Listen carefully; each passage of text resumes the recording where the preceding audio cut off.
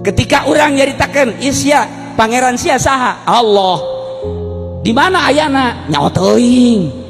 Aju sia teh cak saha eta pangeran Allah? Ma aing ngomong pangeran teh Allah. Tak ieu jelema nu kos ieu pinarakaeun.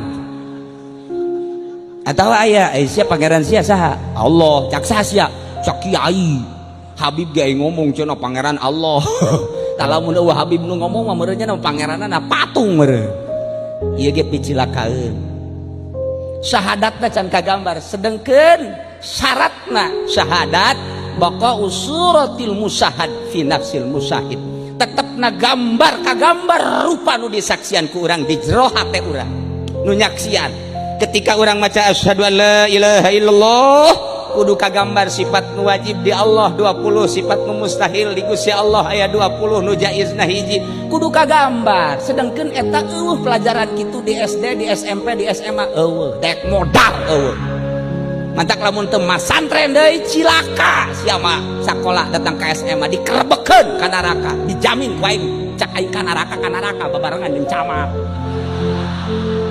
Lamun camat teh ngaji. Tapi camat urang mah make kopiahna nya mancrit bagus. Berarti ngaji sebab urang Sundanya. Tuh, si hade teu ngaji aing nyampaikeun ka sararia supaya di akhirat teu kasalahan. Nitah ngaji aing mah supaya nyaho ka pangeran. Besingkeun ditanya, "Hei Haji Uci, ulan sia tukang naon di dunia?" Magahan ngaji. Pernah henteu disampaikan bahwa sekolah SMP SMA bakal ka neraka? Pernah. Saha sakrina? Habib Salim. Aing mah babari baik wae diteangan ka di akhirat. Beb, sini. Pernah kan saya cerita? Iya pernah. Iya udah, selamat aing jeung Habib Salim ka surga. Habib Rozak, milu.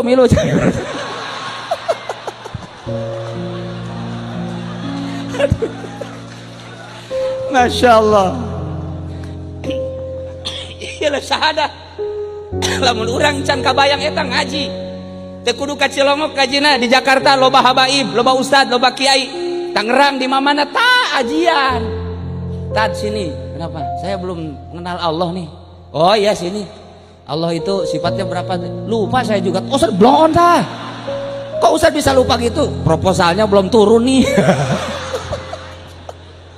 Ustaz proposal mah pohoan ka sifat 20 bego tah Ustaz.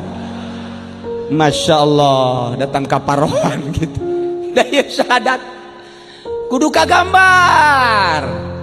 Maka Kangjeng Nabi dakwah terus nyampaikan syahadat kalimatun thayyibah terus ke anak cucuna sampaikan